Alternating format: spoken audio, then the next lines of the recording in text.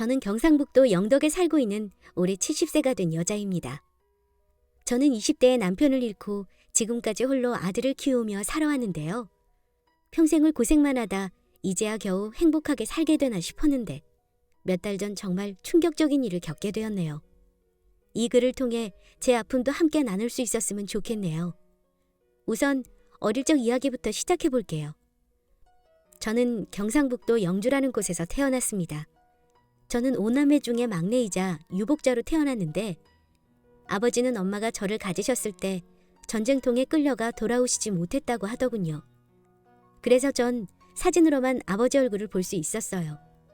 집에 가장인 아버지 없이 엄마 혼자 5남매를 키워야 했기에 하루에 한 끼 챙겨 먹는 것도 힘든 시절이었습니다. 아무리 엄마가 뼈 빠지게 농사를 지어도 우리 6식구가 먹고 살기에는 턱없이 부족했죠. 시간이 지나서 오빠들은 장성해서 다들 결혼을 해서 나갔고 저도 중학교까지만 졸업하고 농사일을 도왔지만 도무지 살림살이가 나아질 기미가 보이질 않았어요. 도시에라도 살았다면 공장이라도 들어가 일을 할 수 있었을 텐데 태어나 영주 산골짜기를 한 번도 벗어나 본 적도 없었기에 그저 나이가 차면 부모님이 정해주신 사람과 결혼하게 될 거라 생각하고 살았던 것 같아요. 그렇게 저는 20살도 채 되기 전에 얼굴도 한 번 보지 못한 영덕의 어부에게 시집을 왔습니다. 결혼식 전날 엄마랑 마지막으로 같이 잠을 자는데 얼마나 울었는지 몰라요. 엄마는 아무것도 해준 곳이 없어 미안하다며 잘 살아야 한다고 저를 꼭 안아주셨던 기억이 납니다. 그렇게 영주에서 간단히 결혼식을 치르고 정말 보찜 하나 안고 남편 하나 따라서 길을 나섰습니다. 가는 길이 어찌나 멀던지 정말 무섭고 두렵더군요.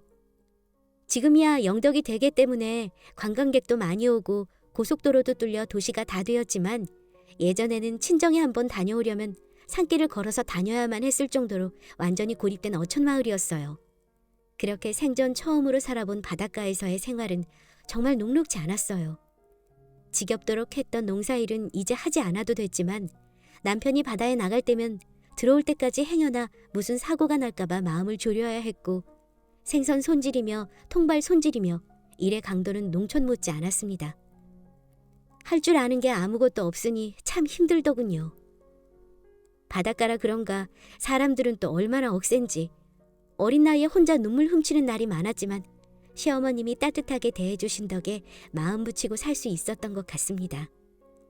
시부모님은 바로 앞집에 사셨는데 당신이 할머님에게 엄청 시집살이를 당하셨다며 그래서 당신 며느리에게 절대 시집살이 시키지 않겠다고 다짐했다면서 저에게 흔한 심부름 한번 시키지 않으셨습니다. 제가 시댁복은 있는지 시아버님도 저를 많이 예뻐하셔서 남몰래 먹을 것도 챙겨주시곤 했고 남편은 무뚝뚝했지만 잔정은 많은 사람이라 저를 잘 아껴주었습니다. 남편은 아버님과 함께 대게잡이 배를 타던 사람이었는데 한번 배를 타고 나가면 며칠 후에 돌아오는데 그때까지 뜬 눈으로 지새는 날이 많았어요. 시부와 남편이 바다에 나가는 날이면 시어머니와 함께 새벽부터 물을 떠놓고 무사귀환을 비는 것만이 제가 할 수 있는 전부였습니다. 하지만 제 바람이 약했는지 운명의 장난인지 여지없이 바다라는 커다란 존재는 저의 행복을 앗아가 버리더군요. 저와 뱃속에 아이만 남겨둔 채 여느 날처럼 새벽같이 조업을 나섰던 시아버님과 저희 남편은 다신 돌아오지 못했습니다. 풍랑을 만나 배가 자초되었다는데 그 흔적조차 찾을 수가 없었어요.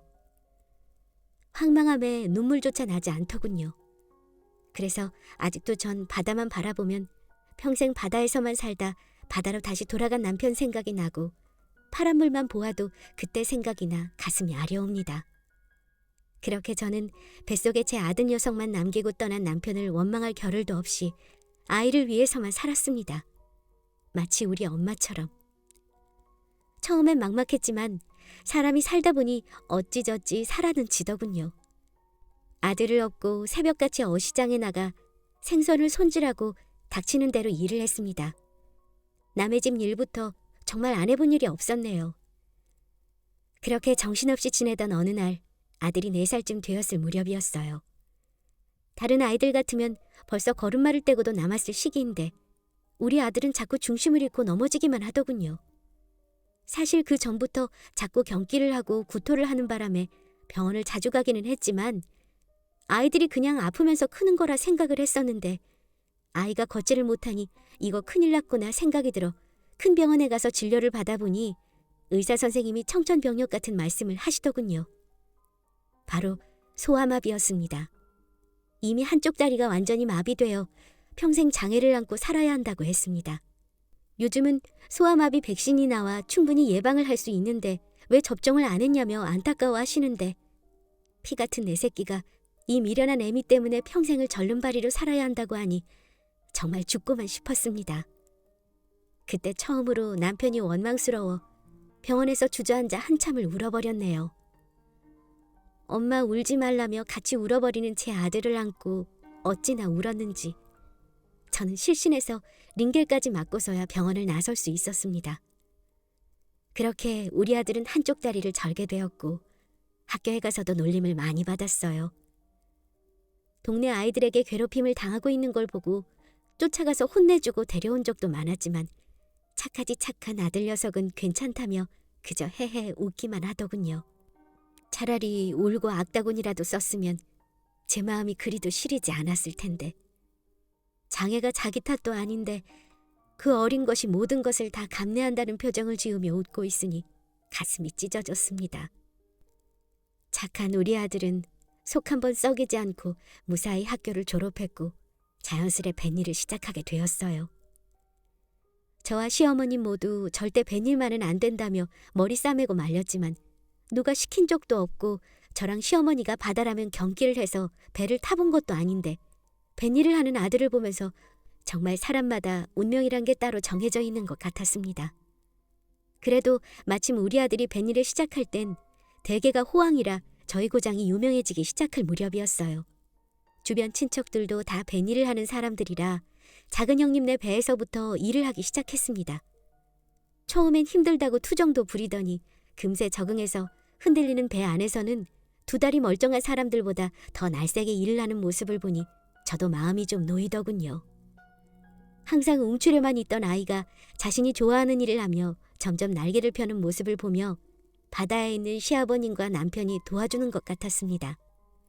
처음엔 아주 작은 통통배부터 시작했는데 경기가 좋아진 덕인지 점점 배의 규모가 커졌고 10년쯤 지났을 무렵엔 비록 대출이 절반 이상이지만 대게잡이 배를 3척이나 소유하게 되었습니다.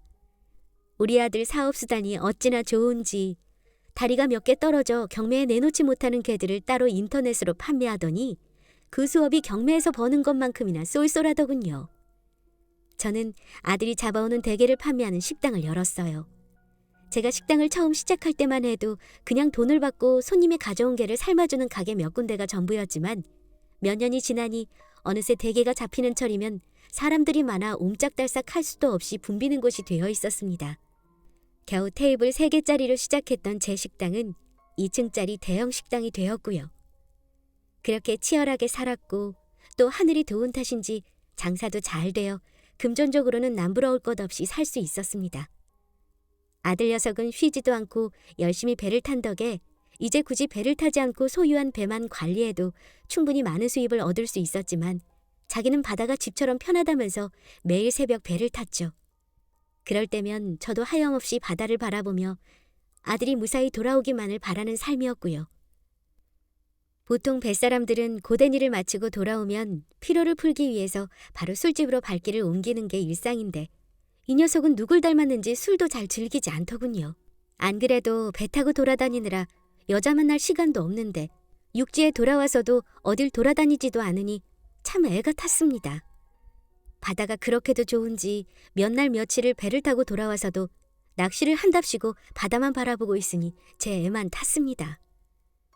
자기 잘못도 아니고 부모가 건강하게 낳아주지 못해 평생 장애인으로 살아야 할 아들이 얼마나 속상할지 헤아릴 수도 없었지만 불평 한마디 하지 않고 항상 저 먼저 생각해 주었던 착한 우리 아들.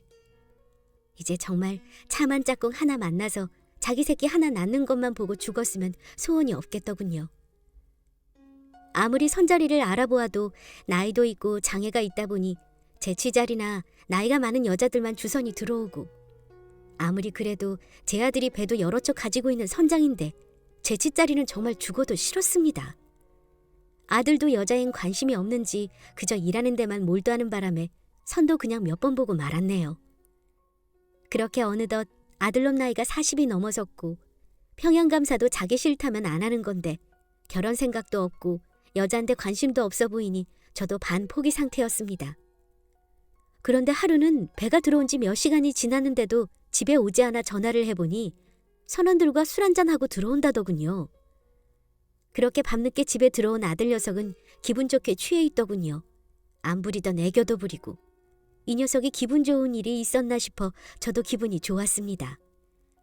평소에 술을 거의 마시지 않은 놈이 웬일인가 싶었지만 이제야 사람들하고 좀 어울리려나 보다 하고 말았죠. 그 후로도 아들 녀석은 조업을 마치고 들어오면 집으로 오지 않고 술집으로 바로 가곤 했어요. 예전엔 1년에 한두 번이었던 술자리가 거의 매일 이어지니 내심 걱정이 되기도 했지만 주량이 제법 되었던지라 크게 걱정은 하지 않았습니다. 그렇게 몇 달이 지나 정말 반가운 소식이 들려왔습니다. 오랜만에 외식을 하자며 저를 데리고 나간 읍내 식당에서 아들은 애인이라며 아가씨 한 명을 소개시켜 주더군요. 안녕하세요. 이수연이라고 합니다. 대웅 씨 여자친구예요. 라며 웃으며 인사를 하는데 한눈에 보기에도 단정하고 수더분하게 생긴 게 정말 제 마음에 쏙 드는 아가씨였어요. 평생 노총각으로 늙어 죽을까봐 노심초사 제 가슴이 말라 죽는 줄만 알았는데 어디서 이렇게 참한 아가씨를 데려왔는지 입이 귀에 걸릴 것만 같았어요. 읍내 커피숍에서 일하는 아가씨인데 아들이 우연히 그 카페에 갔다가 한눈에 반했다고 하더군요. 어찌나 예의도 바르고 싹싹한지 제 아들이지만 그 아가씨가 더 아까울 정도였습니다. 그렇게 기분 좋게 식사를 마치고 돌아와 아들 녀석에게 물으니 자기에게 너무 잘해준다고 하더군요. 결혼까지 하고 싶다고 하는데 정말 꿈인지 생시인지 어디서 이런 복덩이가 굴러왔는지 이제 죽어도 여한이 없겠다 했습니다. 그 후로 그 아가씨는 주말이면 저를 찾아와 함께 시간도 보내고 장도 보러 가고 미용실도 데려가주고 했습니다. 어머니 어머니 하면서 살뜰이도 챙기는데 정말 안 이쁜 구석이 하나 없더군요. 그렇게 오히려 아들 녀석이 질투할 정도로 저희는 쿵짝이 잘 맞았어요. 그 아이는 엄마가 일찍 돌아가셨다며 저더러 자기 엄마 같다고 하는데 저도 딸이 없으니 하늘이 늦게나마 딸아이를 한 명 보내준 것 같아 이제 엄마라고 부르라고 할 정도였습니다. 예전에 저희 시어머님이 제게 잘해주셨지만 왠지 모르게 좀 어려워 제가 살갑게 대하지 못했었는데 그 아이는 신세대라서 그런지 저를 정말 편하게 대하더군요. 저는 그 모습이 더 좋았고요. 아들이 조업을 나갈 때면 저는 그 아이와 함께 사우나도 다니고 같이 노래방도 다니고 했습니다. 하루는 제가 이렇게 물어본 적이 있었어요. 아가, 아무리 내 아들이지만 우리 대홍이는 다리도 불편하고 나이도 많은데 괜찮겠니? 나는 네가 너무 좋은데 나중에 혹시 후회하지 않겠어? 저는 그 아이가 정말 딸처럼 느껴졌기에 정말 진심으로 한 이야기였어요. 제 말에 그 아이는 이렇게 답하더군요. 어머니, 저도 나이가 30이 넘었는데 다른 남자들 안 만나봤겠어요? 근데 대웅 씨는 정말 다른 것 같아요. 지금까지 저한테 큰 소리 한 번도 낸 적 없는 거 아세요? 그리고 어머님한테 하는 걸 보면 속도 깊고 정말 평생 저만 위해주고 살 남자 같아서 제가 오히려 더 적극적으로 만나자고 했는걸요? 말도 어쩜 그리 예쁘게 하는지 손을 꼭 잡고 고맙다며 기쁨의 눈물을 흘렸습니다. 평생 아들의 걸음걸이를 볼 때마다 어찌나 가슴이 찢어지는지 가슴이 뻥 뚫린 것만 같았는데 이렇게 마음씨 고운 아가씨가 아들 곁에 있어주니 정말 죽어도 여한이 없겠더군요. 더 이상 시간 끌 이유가 없을 것 같아 날짜를 잡고 상견례를 가졌습니다. 사부인 되실 분은 안 계시고 언니와 사돈어른이 나오셨더군요. 두 분 다 인상도 좋고 예의는 어찌 그리도 밝으신지 며느리 될 아이가 정말 가정교육을 잘 받은 것 같더라고요. 요즘 시대에 어촌으로 시집 오겠다는 여자가 몇이나 되겠어요? 다들 도시 나가서 살려고 하잖아요? 근데 이 아이는 자기가 스스로 저랑 함께 살고 싶다고 말해주는데 정말 하늘이 내려준 복덩이 같았습니다. 그렇게 일사천리로 결혼 날짜를 잡고 준비를 시작했어요. 대개철이 지나면 식을 올리기로 하고 아파트를 얻어 동거부터 시켰습니다. 아들 녀석과 예비 며느리는 저랑 꼭 같이 살아야 한다고 고집을 부렸지만 안 그래도 40 넘어 겨우 장가를 보내는 건데 아무것도 부담 주기 싫었거든요. 그동안 열심히 살아온 덕에 경제력은 부족함이 없었기에 아파트도 영덕에서 제일 좋은 신축 아파트로 구해주었고 며느리에게 차도 사주고 신혼살림도 제일 비싼 걸로 준비해주었습니다. 제가 할 수 있는 건 다 해주고 싶었어요. 제 모든 걸 다 줘도 아깝지 않을 정도였으니까요. 예비 며느리는 결혼 전에도 매일같이 저희 식당을 찾아와 일을 거들어 주었습니다. 괜찮다며 앉아있으라고 하는데도 어찌나 싹싹하게 일을 잘하는지 식당 이모들도 다들 어디서 저런 며느리를 데려왔냐고 부러워했어요. 인사성은 또 얼마나 밝은지 주변 상인들에게도 평판이 좋았고요. 그렇게 결혼식 날은 다가왔고 전 드디어 우리 아들이 결혼을 한다는 생각에 정말 잠도 잘 못 이뤘던 것 같습니다. 그런데 결혼식 날 본 며느리의 친구들은 다 하나같이 좀 드세 보이더군요. 며느리는 저렇게 참하고 얌전한데 친구들은 다들 야해 보이는 옷차림에 진한 화장에 제가 구식이라서 그런지는 몰라도 마음에 들지는 않더군요. 그래도 우리 며느리만한 사람이 없구나. 내가 정말 며느리 하나는 기똥차게 얻었구나. 생각하며 손님들을 맞았습니다. 우리 대웅이 장가 간다고 하니 너도 나도 축하해주는데 정말 정신이 하나도 없더군요. 그러다 소변이 마려 화장실에 갔는데 한복이 어찌나 불편한지 겨우겨우 볼일을 보고 나오려던 참이었어요. 세면대에서 사람들의 대화 소리가 들리더군요. 얘, 소희 저거 드레스 입은 거 대체 몇 번째니? 몇 번 입더니 더 자연스럽다. 그러게 말이다. 남들은 한 번도 못 해본 걸 지는 3번이나 하고 있으니 진짜 대단한 찌지배야. 얘 말도 마라. 소희제 간통으로 교도소 갔다 왔잖아. 그것도 포함하면 4번째다. 전 남편이랑은 이혼했대? 저번에 같이 여행 간 거 사진도 올리고 그러던데 이혼한 건 맞나? 작년에 남편 빚 갚는다고 여기저기 돈 빌리고 다니더니 이번엔 몇 년이나 가려나? 이번 남편 집에 돈이 그렇게 많다면서? 완전 알부자라고 땡 잡았다고 하던데? 옷을 정리하고 밖으로 나가니 그 여자들의 옆모습이 보이더군요. 친구가 결혼하는데 좀 조심하지. 남의 결혼식장에 와서 저런 소리를 하는 건지 이해할 수가 없었지만 속으로는 그 여자 며느리로 맞는 집은 참 불쌍하다는 생각을 했습니다. 다시 식장으로 가니 손님들이 정신없이 들어오는 통에 인사를 하느라 정신이 없었습니다. 예식을 마치고 패백을 준비하는데 며느리 가방이 보이더군요. 신혼여행 때 비상금으로 쓰라고 돈을 좀 준비해왔는데 지갑에 몰래 넣어줄까 싶어 지갑을 열어보았습니다. 지갑을 연 순간 저는 제 눈을 의심했어요. 며느리의 면허증에 있는 이름은 이소희. 바로 화장실에서 뒷담화를 하던 여자들이 이야기했던 바로 그 소희라는 여자가 제 며느리였던 겁니다. 아닐 거야, 아닐 거야 하면서 떨리는 몸을 겨우 바로잡으려던 그때 결혼식장을 나가려고 하는 여자들을 며느리가 배웅하고 있더군요. 전 그 여자들이 우리 며느리와 반갑게 인사를 나누는 순간 저는 이성을 잃고 말았습니다. 친구들이 제가 뒤에서 오는 걸 몰랐는지 소희야, 결혼 축하해. 이번에는 꼭 성공하고 행복해라. 알았지? 우리 간다. 하고 가려고 하더군요. 전 그 현장을 목격하고 며느리에게 달려가 소리쳤어요. 네 이름이 소희니? 네가 그 결혼 3번 했다는 소희란 여자가 맞아? 간통까지 했다는 그 소희가 맞냐고? 아니, 어머님이 어떻게 그 이름을... 저는 악다구니를 쓰며 오열했고 그 뒷담화를 했던 여자들은 도망쳐버리더군요. 간통으로 전과까지 있는 여자가, 그것도 결혼을 3번이나 한 가증스러운 여자가 한복을 입고 패백을 준비하고 있는 모습을 보니 눈이 뒤집어져 그년이 입고 있던 한복을 갈기갈기 찢어버리고 저는 실신하고 말았습니다. 정신을 차려보니 병원이었고 아들 녀석이 보이더군요. 불쌍한 내 새끼. 겨우 좋은 배필 만나서 결혼 하나 했더니 만나도 그런 여자를 만나서 가슴이 찢어져 눈물만 하염없이 흘렸네요. 나중에 알고 보니 이소희는 제 아들에게 계획적으로 접근한 거였습니다. 상견례와 결혼식 때 봤던 사도는 알바를 쓴 거더군요. 참 기가 막혔습니다. 더 충격적인 건 아직 전 남편과 이혼한 상태도 아니었고 게다가 아들 녀석은 이미 수천만 원 이상 그년 빚을 갚아준 상태더군요. 그것도 모르고 아파트에 차까지 사주었으니 제가 미친년이죠. 당연히 결혼은 취소됐고 사기 결혼으로 고소를 했는데 이미 사기로 수배 중인 전과가 있는 사람이었습니다. 이소희는 교도소에 수감됐고 아들은 애써 괜찮다며 어차피 결혼 생각도 없었다고 저를 위로하고 있습니다. 이걸 차라리 잘 됐다고 해야 하는 걸까요? 하지만 사기꾼이었으니 차라리 잘 됐다고 하기엔 제 아들과 제가 받은 상처가 너무나도 큽니다. 평생 상처만 받고 살아왔던 제 아들이 처음으로 사랑했던 여자가 사기꾼이라니. 정말 하늘은 제 아들에게 어쩜 이리도 가혹한 건지요.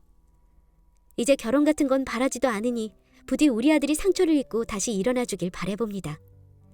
지금 제 사연을 보고 계신 분들도 저보다 더 별의별 일을 당해보셨겠지만 꿋꿋이 이겨나가시길 바랍니다. 아무리 힘이 없고 돈이 없어도 거짓은 정의를 이길 수 없다는 걸 사기꾼들은 깨달았으면 좋겠습니다.